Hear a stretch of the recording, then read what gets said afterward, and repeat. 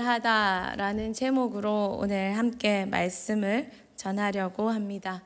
아브라함이 하나님의 천사를 만났습니다. 18장에 그리고 19장에도 롯이 하나님의 천사를 만났습니다. 아브라함이 하나님의 천사들을 영접해서 극진히 모셨습니다. 롯도 하나님의 천사를 영접하여 자기 집에 모셨습니다.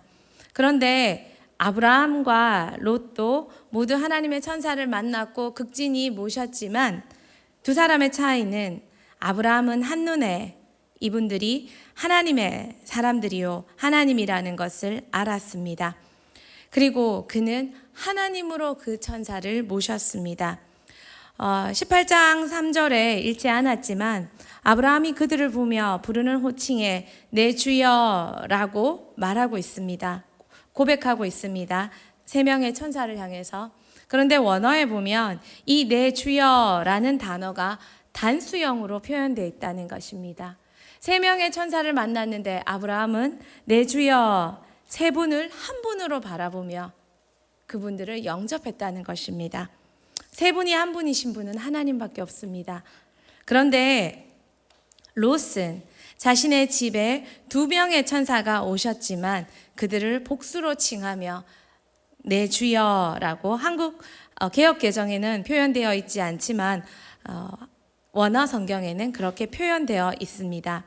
롯은 자신의 집에 임했던 천사가 하나님인지 알지 못했습니다. 단지 귀한 손님으로 모시고 그들을 극진히 대접했습니다.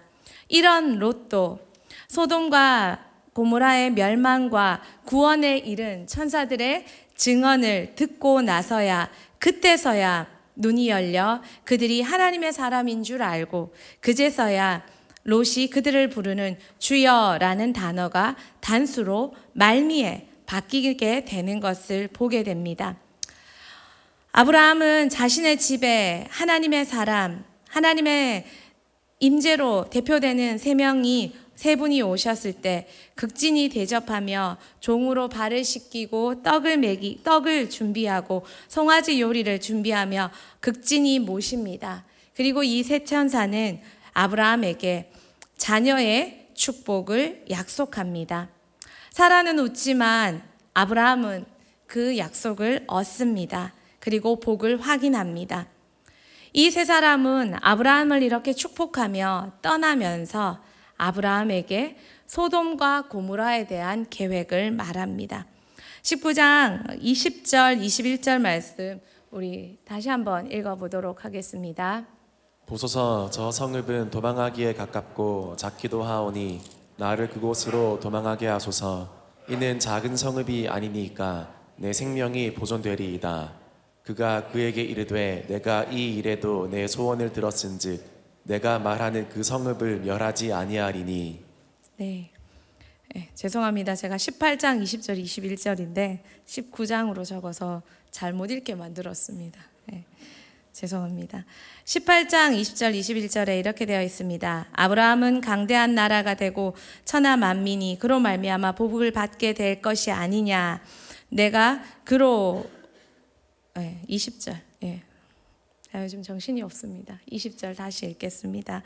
여호와께서 또 이르시되 소돔과 고모라에 대한 부르짖음이 크고 그 죄악이 심히 무거우니 내가 이제 내려가서 그 모든 행한 것이 과연 내게 들린 부르짖음과 같은지 그렇지 않은지 내가 보고 알려 하노니. 아브라함에 대해서는 엄청난 축복, 그가 바라던 축복을 약속했지만 소돔과 고모라에 대해서는 하나님께서 심판의 계획을 이야기하셨습니다. 아브라함은 그 땅에 살고 있는 자기 조카 롯을 기억합니다. 그리고 아브라함이 그 롯을 기억하며 행동합니다. 아브라함의 행동은 기도입니다. 기도로 일합니다. 기도로 행동합니다. 그는 그 위급한 상황, 위험한 상황, 그 상황에 그가 하는 선택은 기도입니다. 오늘 제목은 기도로 일하다입니다. 첫 번째입니다. 하나님의 크신 긍휼에 호소하라. 하나님께서 소돔과 고모라를 멸하시기로 작정하셨다는 소식을 듣습니다. 그리고 멸하시기 전에 소돔과 고모라의 형편이 어떤지 알아보러 가신다는 소식을 아브라함은 듣습니다. 일의 위중함, 그 위중함을 깨닫고 아브라함이 취한 행동은 죄인들을 깨우치고 그들을 회개케 돌이키고 그들이 깨어나도록 호소하는 것이 아니라 아브라함의 행동은 하나님의 자비로운 성품에 호소함으로 나간다는 사실입니다. 아브라함은 악의 심판을 기뻐하기보다 악의 심판을 아파하시는 하나님의 자비로운 성품을 알고 있었습니다. 그래서 그 자비에 호소하기로 결심하고 기도로 행동합니다. 죄인들의 회개를 누군가는 촉구해야 합니다. 죄인들은 돌이켜 회개해야 합니다. 그러나 아브라함이 선택한 것은 죄인들의 회개를 촉구하는 운동이 아니라 하나님의 자비로운 성품에 호소하는 기도를 선택했다는 것입니다. 성경의 많은 중보자들이 이런 행동을 선택합니다. 죄인들 앞에, 많은 문제 앞에, 가정과 백성의 죄 앞에 성경의 많은 주인공들은 중재자를 자청하며 하나님의 자비 앞에 나아가기를 선택합니다. 출애굽기 32장 11절에서 13절 모세가 금송아지 사건으로 이스라엘 백성이 하나님의 징계 앞에 다다랐을 때 모세가 하나님께 호소하는 장면입니다. 우리 같이 한번 읽어볼까요? 모세가 그의 하나님 여호와께 구하여 이르되 여호와여 어찌하여 그 큰 권능과 강한 손으로 애굽 땅에서 인도하여 내신 주의 백성에게 진노하시나이까? 어찌하여 애굽 사람들이 이르기를 여호와가 자기의 백성을 산에서 죽이고 지면에서 진멸하려는 악한 의도로 인도해 내었다고 말하게 하시려 하나이까? 주의 맹렬한 노를 그치시고 뜻을 돌이키사 주의 백성에게 이 화를 내리지 마옵소서. 주의 종 아브라함과 이삭과 이스라엘을 기억하소서. 주께서 그들을 위하여 주를 가리켜 맹세하여 이르시기를 내가 너희의 자손을 하늘의 별처럼 많게 하고 내가 허락한 이 온 땅을 너희의 자손에게 주어 영원한 기업이 되게 하리라 하셨나이다. 아멘. 여러분, 우리는 대화할 때 말통하는 사람과 대화하기를 기뻐합니다. 그리고 대화할 때 말통하는 사람과 먼저 대화합니다. 먼저 알아듣기 때문에. 그렇죠. 설득할 때도 말통하는 사람에게 먼저 설명해 줍니다. 알아들으면 그 다음에 그 사람과 함께 알아듣지 못하는 사람들에게 설명합니다. 여러분, 하나님을 아는 분들은요, 우리 하나님이 악한 인간보다 더 자비롭고 더 우리의 말을 더 잘 아시는, 우리보다 더 큰 자비와 긍휼이 있는 분이시라는 걸 하나님의 사람들은 압니다. 그래서 아브라함도 하나님의 위중한 위급한 심판 앞에, 화난 하나님 앞에 죄인된 인간들에게 나가기보다 화난 하나님 앞에 먼저 나아갑니다. 모세도 화난 하나님 앞에 먼저 나아갑니다. 그리고 그분의 긍휼을 구합니다. 사무엘상 7장 5절, 6절, 8절에 블레셋의 침략에 사무엘과 백성이 미스바에 모여 블레셋의 침략에 대항하기보다 그들이 하는 것도 하나님 앞에 기도하는 것입니다. 욥기 4장 42장 7절에서 9절도 욥의 내 친구를 위해서 욥이 하나님 앞에 기도하는 것입니다. 중재자들은 인간의 행동을 먼저 촉구하기 이전에 하나님의 자비를 먼저 구하며 기도합니다. 이렇게 기도할 때 정의롭지만 자비로우시고 거룩하지만 은혜롭고 엄격하지만 온화하신 하나님께서 우리의 기도를 들어주시고 움직이신다는 것입니다. 사람들은 이런 말을 많이 합니다. 기도하면 다 되나? 기도만 하면 다 되나? 근데 여러분, 왜 걱정하십니까? 왜 염려하십니까? 우리가 해결하기 힘들고 버거운 일이기 때문에 걱정하고 계시는 거 아닙니까? 염려하고 계시는 거 아닙니까? 해결하기 어렵기 때문에, 또 해결 안 되면 어떡하나 하는 마음에 두려워하고 계시는 것 아닙니까? 그렇다면 우리보다 자비롭고 긍휼이 많으신 그 하나님 앞에 우리가 두려워하고 걱정하고 무서워하기보다 기도로 나아간다면 자비하심이 무궁하신 하나님의 성품에 호소한다면 그 기도가 모든 것을 해결할 때가 더 있다는 것입니다. 우리가 일하는 대신 기도해야 할 때, 기도로 일해야 할 때, 나라를 봐도 가정을 봐도 한 영혼 한 영혼을 봐도 바로 지금이 그때가 아닐까요? 기도로 일합시다. 두 번째입니다. 기도로 일하면 확실합니다. 아브라함이 기도합니다. 아브라함이 하나님의 정의에 호소하며 기도합니다. 하나님, 정말 그러시겠습니까? 진짜 때리시겠습니까? 하나님의 정의에 호소합니다. 그런데 이 정의는 악인을 심판하는 하나님의 정의가 아니라 조금이라도 남아있는 그 의인에 대한 하나님의 의인에 대한 긍휼을 넘어 그 의인에 대한 공정함, 공의로움, 의인은 살려야 되지 않겠습니까? 하는 의인에 대한 심판을 하나님 앞에 들고 나가며 하나님의 정의에 호소하고 있습니다. 우리 18장 이번에는 18장 맞습니다. 18장 23절 25절 말씀 같이 한번 읽어보도록 하겠습니다. 아브라함이 가까이 나아가 이르되 주께서 의인을 악인과 함께 멸하려 하시나이까 주께서 이같이 하사 의인을 악인과 함께 죽이심은 부당하오며 의인과 악인을 같이 하심도 부당하니이다. 세상을 심판하시는 이가 정의를 행하실 것이 아니니까. 아멘. 악인은 심판하는 것이 맞습니다. 그러나 의인은 살리는 것이 맞습니다. 주여, 의인이 있습니다. 정말 심판하시겠습니까? 하나님의 자비에도 호소했지만 아브라함은 하나님의 정의로움에도 호소하고 있습니다. 주여, 의인이 있습니다. 그리고 하나님은 그 아브라함의 호소에 반응하십니다. 하나님의 정의와 자비에 호소할 때 하나님은 그 정의와 자비의 호소를 받아들입니다. 하나님, 50명입니다. 의인 50명이 수만 명, 수백만 명이 그 도시에 있지만 의인 50명이 있다면 그 의인 50명이 그 죄인 수만 명 때문에 죽어야겠습니까? 하나님의 눈은 악인에게 향하지 않고 의인에게 향하고 있지 않습니까? 창세기 18장 26절입니다. 같이 보겠습니다. 여호와께서 이르시되 내가 만일 소돔 성읍 가운데에서 의인 50명을 찾으면 그들을 위하여 온 지역을 용서하리라. 이번에는 하나님 50명에서 5명 감한 45명, 아니 하나님 그 중에 조금 더 감한 40명, 40명이 의인이 10명, 40명이 있어도 죽이시겠습니까? 하나님은 또 반응하십니다. 29절입니다. 아브라함이 또 아뢰어 이르되 거기서 40명을 찾으시면 어찌하려 하시나이까 이르시되 40명으로 말미암아 멸하지 아니하리라. 아무리 악인 수백만 명이 있어도 의인 30명이 있다면 하나님 그 의인 30명이 그 악인 수만 명, 수십만 명 때문에 그 의인 30명, 하나님 마음에 합한 그 의인 30명이 죽어야겠습니까? 30절입니다. 아브라함이 이르되 내 주여 노하지 마시옵고 말씀하게 하옵소서.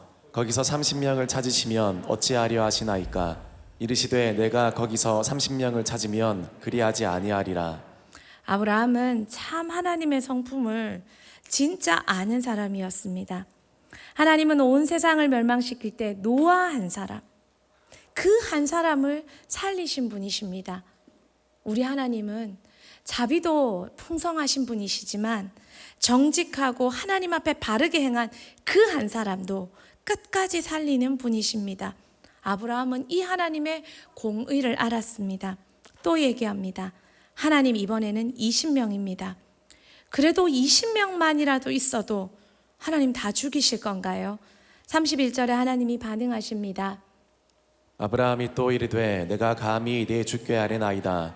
거기서 20명을 찾으시면 어찌하려 하시나이까 이르시되 내가 20명으로 말미암아 그리하지 아니하리라. 아멘. 그리고 마지막으로 아브라함은 10명을 말합니다. 이 10명은 숫자적 10명이라기보다는 아브라함 속에 이렇게 의인을 주장하는 그 중심이 어디 있을까요? 자기가 사랑하는 롯과 그의 가정에 있습니다. 하나님은 그 마음을 아셨습니다. 10명이 아니라 사실 1명까지 아브라함은 주장하고 있는 것입니다. 그 의인 1명, 자기 마음에 있는 살리고 싶은 그 한 사람, 롯, 그리고 롯과 그 가정. 그러기 위해 끝까지 주장합니다. 하나님 10명, 그 롯의 가정, 그들이 거기 있는데 끝까지 하나님 죽이시겠습니까? 하나님은 그 끝까지 그의 질문에 응하십니다. 32절입니다. 아브라함이 또 이르되 주는 노하지 마옵소서 내가 이번만 더 아뢰리이다. 거기서 10명을 찾으시면 어찌하려 하시나이까. 이르시되 내가 10명으로 말미암아 멸하지 아니하리라. 아멘. 사람들은 망하는 걸 봅니다. 안 되는 걸 봅니다. 썩은 걸 보고 부족한 걸 봅니다. 그러나 우리 하나님은 온 땅을 두루 감찰하시며 당신을 향한 진심의 한 사람, 진정의 한 사람, 의인 한 사람을 바라보고 계십니다. 아브라함은 이 하나님의 성품을 알았습니다. 그래서 하나님 앞에 끝까지 기도하는 것입니다. 여러분, 하나님을 아는 아브라함이 무섭지 않았을까요? 두렵지 않았을까요? 심판을 말씀하시는 하나님의 분노를 몰랐을까요? 그렇지만 아브라함은 끝까지 주장하는 것입니다. 여러분, 끝까지 기도하고 계신 것 계십니까? 이만큼 기도했는데도 안 되네. 아니요. 하나님의 성품을 좀 더 기대해 보시고 신뢰해 보십시오. 하나님은 끝까지 여러분의 반응을 바라보시며, 아니, 하나님이 더 끝까지 그곳을 사랑하시며 그 사람을 사랑하시며 그 나라와 그 교회와 그 가정과 그 사람을 끝까지 사랑하는 분이 우리 하나님이십니다. 신뢰를 가진 자는 끝까지 기도합니다. 아브라함은 10명에서 멈춘 것이 아니라 그 10명이 1명이 되기까지 끝까지 기도했고 하나님은 그 기도에 응답하신 것입니다. 여러분의 기도 어디까지 기도하고 있습니까? 30명에 멈추진 않았습니까? 이만큼 기도해도 안 되네. 10년 기도해도 안 되네. 20년 기도해도 안 되네. 30년 기도해도 안 되네. 여러분의 기도는 그렇게 멈춰 있지는 않으십니까? 자꾸 저희 아버지를 뵈면서 느꼈던 것은 하나님은 참 자비와 긍휼이 정말 무궁하시구나. 때로는 가족도 힘든 어른을 우리 하나님은 끝까지 사랑하시고 자비와 긍휼을 베푸시는구나. 아버지 언제 교회 다니셨어요? 시골에서 주일학교 선생님 따라 잠시 가셨답니다. 정말 기분 좋을 때 가끔 아버지도 모르게 흘러나오는 흥얼거리는 찬송가를 가는 저희를 깜짝깜짝 놀래겠습니다. 언제 가셨어요? 그 주일학교 때 잠시 갔던 그 교회를 하나님은 70이 넘으셔서 결국은 불러내시고 결국은 하나님의 구원의 약속을 이루시고, 하나님의 긍휼은 거기까지이구나. 어디까지? 끝까지. 여러분 어디까지 기도하고 계십니까? 아브라함은 하나님을 알고 끝까지 기도했습니다. 포기하지 말고 하나님을 신뢰하시고 하나님의 성품을 믿고 끝까지 기도해 보십시오. 신뢰를 가진 자는 끝까지 기도합니다. 아브라함은 하나님 앞에 끝까지 기도하고 아브라함도 일어서고 하나님도 일어섰습니다. 두 번째입니다. 응답은 확실하게 나타납니다. 하나님은 롯을 구출하십니다. 어떻게요? 적극적으로 구출하십니다. 창세기 19장 12절에 천사가 롯을 방문했고 롯을 통해 그 마을이 소돔이 얼마나 악한 땅인지 천사는 확인했습니다. 천사는 이제 이 성을 멸망시키기로 결심했습니다. 그런데 천사는 아브라함의 기도를 따라 그들을 구해야 되는 걸 알았습니다. 천사가 어떻게 롯의 가정을 구합니까? 19장 12절 말씀 우리 같이 보도록 하겠습니다. 그 사람들이 롯에게 이르되 이 외에 내게 속한 자가 또 있느냐? 내 사위나 자녀나 성중에 내게 속한 자들을 다 성 밖으로 이끌어내라. 그 사람들이 천사가 말합니다. 롯에게 이끌어내라, 도망가라. 너에게 속한 모든 가족, 롯뿐만 아니고 속한 모든 가족 데리고 이끌어내라. 천사는 가르쳐 줍니다. 여기서 끝나지 않습니다. 19장 15절에 천사는 직접 롯을 재촉하기까지 합니다. 19장 15절 같이 보겠습니다. 동틀 때 천사가 롯을 재촉하여 이르되 일어나 여기 있는 내 아내와 두 딸을 이끌어내라. 이 성의 죄악 중에 함께 멸망할까 하노라. 천사는 하나님은 살리기를 작정하셨으면 끝까지 천사가 새벽 미명에 멸망이 곧 다가왔을 때 가족을 깨웁니다. 롯을 깨웁니다. 일어나라. 빨리 가자. 도망가라. 천사는 포기하지 않습니다. 한 번 알려주고 그치는 것이 아니라 끝까지 살려냅니다. 재촉합니다. 이것도 모자라서 천사는 직접 롯의 가족을 이끌어냅니다. 19장 17절 같이 보겠습니다. 그 사람들이 그들을 밖으로 이끌어낸 후에 이르되 도망하여 생명을 보존하라. 돌아보거나 들에 머물지 말고 산으로 도망하여 멸망함을 면하라. 밖으로 이끌어낸 후에 천사가 직접 재촉하고 알려주고 재촉하고 그것도 안 돼서 그들을 이끌어내며 이렇게 도망치라, 저기까지 도망치라 이렇게 알려줍니다. 하나님의 응답은 확실하게 나타납니다. 그래서 이런 말씀 많이 하잖아. 일희일비하지 말라고, 길게 보라고. 하나님은 그 모든 것을 보고 계시고 알고 계시고 하고 계시다고. 우리의 믿음이 부족해서 지금 당장의 어려움과 지금 당장의 실패와 지금 당장의 일들이 우리를 낙심케 하지만 하나님은 기도하고 계신다면 반드시 그 기도를 들으신다는 것입니다. 그리고 적극적으로 그 기도를 응한다는 것입니다. 두 번째, 하나님은 적극적으로 응하지만 섬세하게 응답하십니다. 19장 21절 말씀 같이 한번 보도록 하겠습니다. 그가 그에게 이르되 내가 이 일에도 내 소원을 들었은즉 내가 말하는 그 성읍을 멸하지 아니하리니. 말씀 띄워주세요. 이 말씀은 롯이 도망가다가 산까지 도망가라, 너무 멀어요, 무서워요, 못 가겠어요, 요 앞에 있는 소알 성읍까지만 가면 안 될까요? 그래 알았다, 저기까지만 가라. 그래서 소알 성읍까지 롯이 도망갔습니다. 그리고 소돔은 완전히 무너져 내렸는데 이 소알 성읍, 내 소원을 들었은지 네가 말하는 그 성읍, 소알 성읍은 멸하지 아니하리라. 롯이 들어감으로 그 소알 성읍은 롯의 응답대로, 롯의 소원대로 산까지가 아니라 소알 성읍까지 도망가고 롯은 살았습니다. 그런데 여러분, 이 기도는 롯의 기도뿐만 아니라 아브라함의 기도이기도 합니다. 아브라함이 이렇게 기도했습니다. 주여, 의인 10명이 있어도 그 성읍을 멸하시겠나이까? 소돔과 고모라는 너무 죄악이 간영해서 무너졌지만 롯이 도망간 소알 성읍은 롯으로 말미암아 그 성읍이 보존되었다는 것입니다. 하나님은 롯의 기도도 들으셨지만 아브라함의 기도도 섬세하고 친절하게 들었다는 것입니다. 소알 성읍이 왜 보존됐습니까? 롯이라는 조금은 타협된 의인이 그곳에 숨어 들어갔기에 하나님은 롯의 기도도 아브라함의 기도도 섬세하게 응답하시며 살펴주셨다는 것입니다. 여러분, 하나님은 참 친절한 분이십니다. 그리고 참 섬세한 분이십니다. 하나님만큼 섬세한 분이 계실까요? 사람들의 섬세한 성품을 보고 친절한 성품을 보면 우린 참 감동합니다. 그리고 참 감사히 여깁니다. 그러나 하나님의 섬세한 배려와 사랑은 우리 삶 곳곳에 남겨져 있음을 경험하게 됩니다.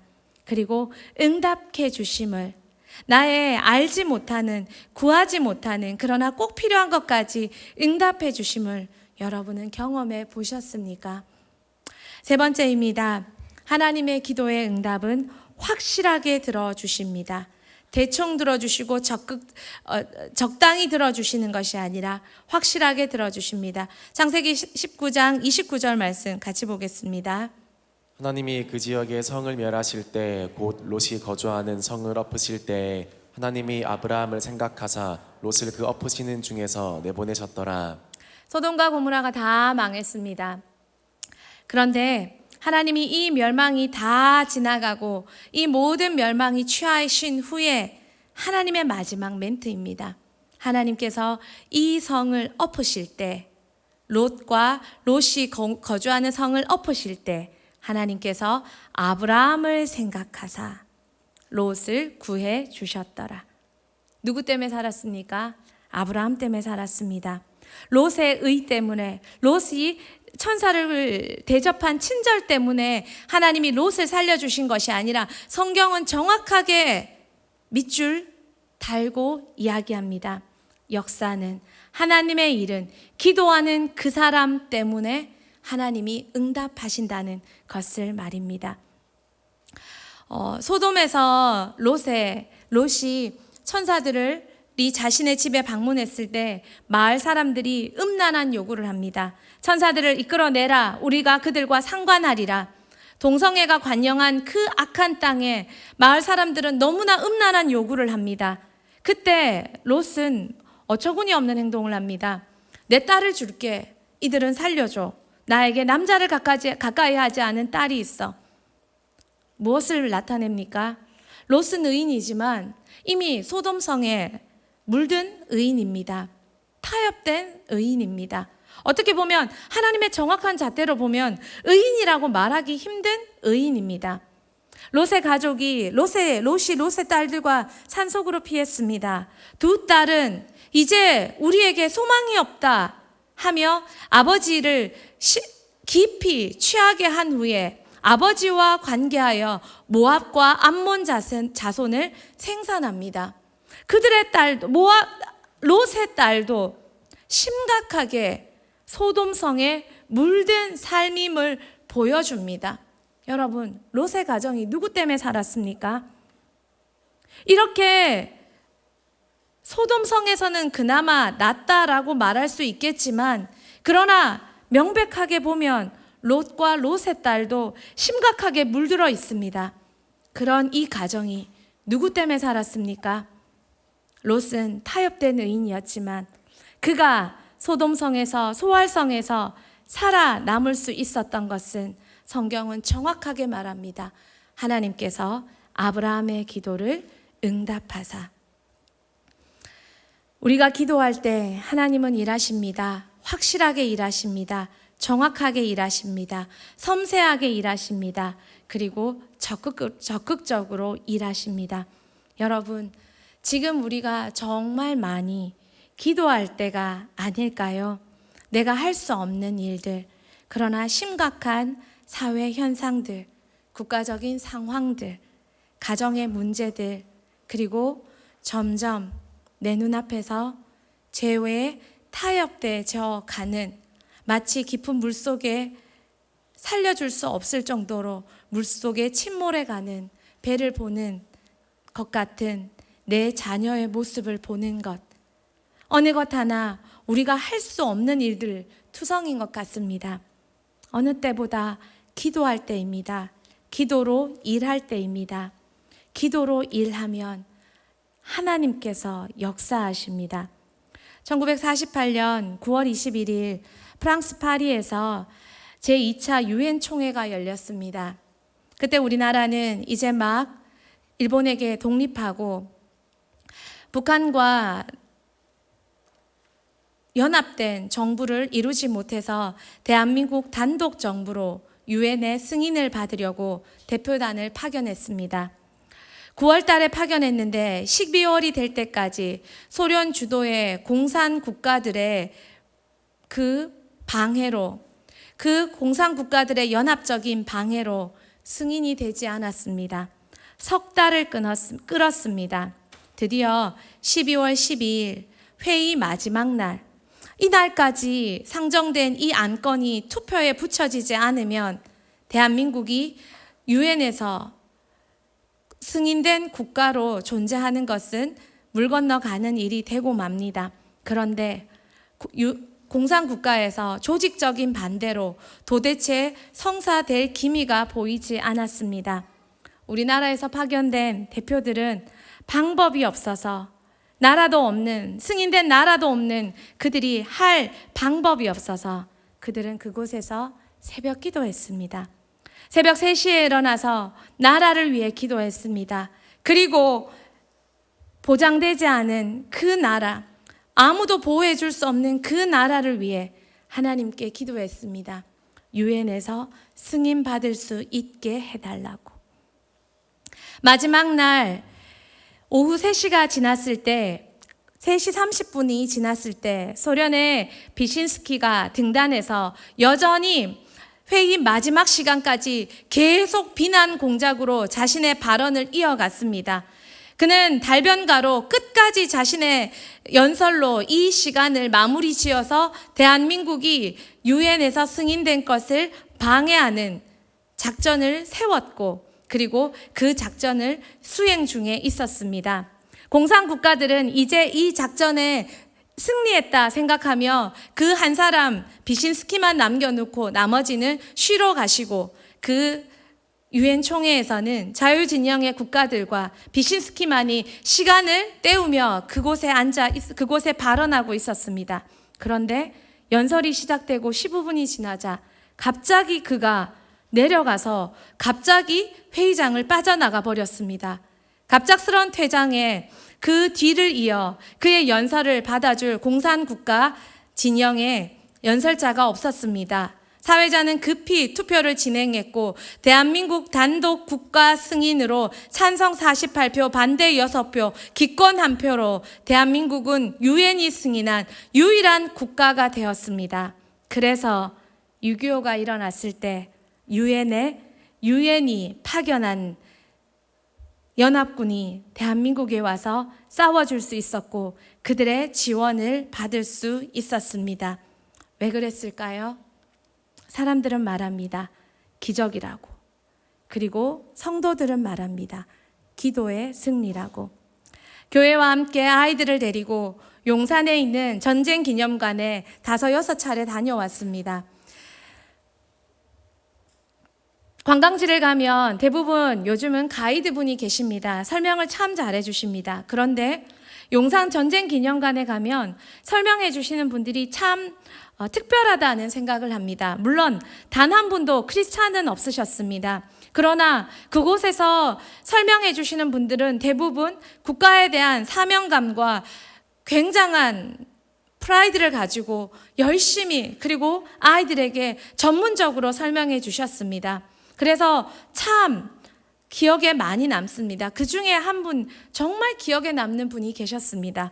너무 저희 교회 대학부를 데리고 갔을 때 너무 설명을 잘해 주셨습니다. 그런데 모습까지도 조금 독특했습니다. 양복을 너무나도 정갈하게 차려입고 한 올도 흐트러지지 않은 그의 머리털과 그의 설명은 너무나도 유창했습니다. 설명을 다 마치고 질문했습니다. 뭐 한 분이셨어요? 그분은 육사를 졸업하시고 군에서 근무하시다가 퇴임하시고 이곳에 와서 자원으로 이렇게 섬긴다고 하셨습니다. 그분이 교회에서 왔다라고 하자 이렇게 말씀하셨습니다. 저는 교회에 다니지 않습니다. 그런데 6.25 전쟁 중에 이해할 수 없는 많은 기적이 전쟁 중에 일어났습니다. 절대 전쟁에서는 일어날 수 없는, 또 일어나서도 안 되는 기적들이 참 많이 일어났습니다. 그래서 남침으로 이루어진 전쟁이 침략당한 국가가 승리할 수밖에 없는 기적이 일어났습니다. 저는 기독교인이 아니지만 이건 기적이고 기독교인들은 기도의 응답이라고 말합니다. 여러분, 기도할 때입니다. 기도로 일해야 할 때입니다. 국가와 가정과 교회와 다음 세대 한 영혼을 위해 기도하면 하나님이 일하십니다. 지금 이 시대 아브라함이 되어서 끝까지 기도해서 하나님 앞에서 기도의 응답으로 다시 한번 대한민국을, 다시 한번 부흥한국을, 그리고 대흥교를 통한 거룩한 부흥의 물결을, 세월호 같이 죄악에 빠져지고 있는 다음 세대를 대흥교회가 기도로 살려내는 그 기적의 역사가 저와 여러분의 가정에 일어나기를 축복합니다. 같이 찬양하겠습니다.